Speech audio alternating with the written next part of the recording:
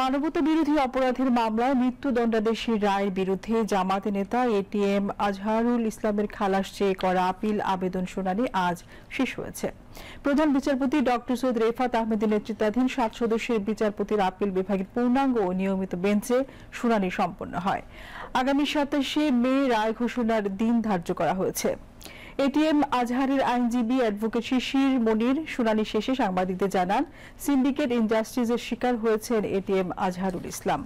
মিথ্যা সাক্ষী ও অযৌক্তিক প্রমাণের ভিত্তিতে প্রদান করা সাজা থেকে বেকসুর খালাসের রায় বিচার বিভাগের কলঙ্ক কিছুটা হলেও মোচন করবে।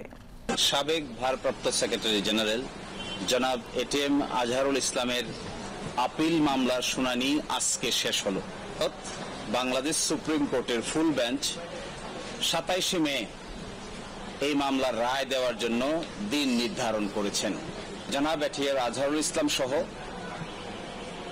মাওলানা মতিয়ার রহমান নিজামী, জনাব কামরুজ্জামান, জনাব আলী হাসান মোহাম্মদ মুজাহিদ, জনাব মীর কাশেম আলী, সালাউদ্দিন কাদের চৌধুরী সকলেই সিন্ডিকেটেড ইনজাস্টিসের শিকার হয়েছেন এবং জনাব কাদের মোল্লা সহ সকলেই একটি সংঘবদ্ধ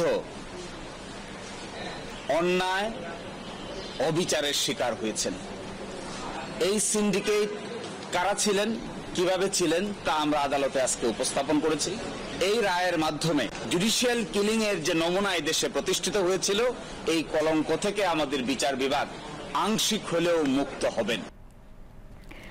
একই দিনে শেষ হয় ট্রাইব্যুনালের শুনানি। শুনানি শেষে প্রসিকিউটর গাজী মনোয়ার হোসাইন তামিম বলেন, সৎ উদ্দেশ্যে প্রতিষ্ঠা করা আইনের অপব্যবহার হয়েছে বিগত 15 বছরে।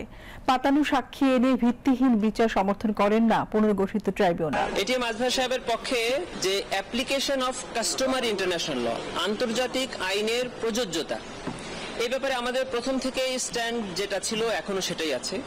আন্তর্জাতিক আইনের ব্যবহার এই ট্রাইব্যুনালের আইনের ক্ষেত্রে যে আর্গুমেন্ট এটিএম আজহার সাহেবের পক্ষের আইনজীবীরা করেছেন, আমরা সেক্ষেত্রে কোনো দ্বিমত পোষণ করিনি।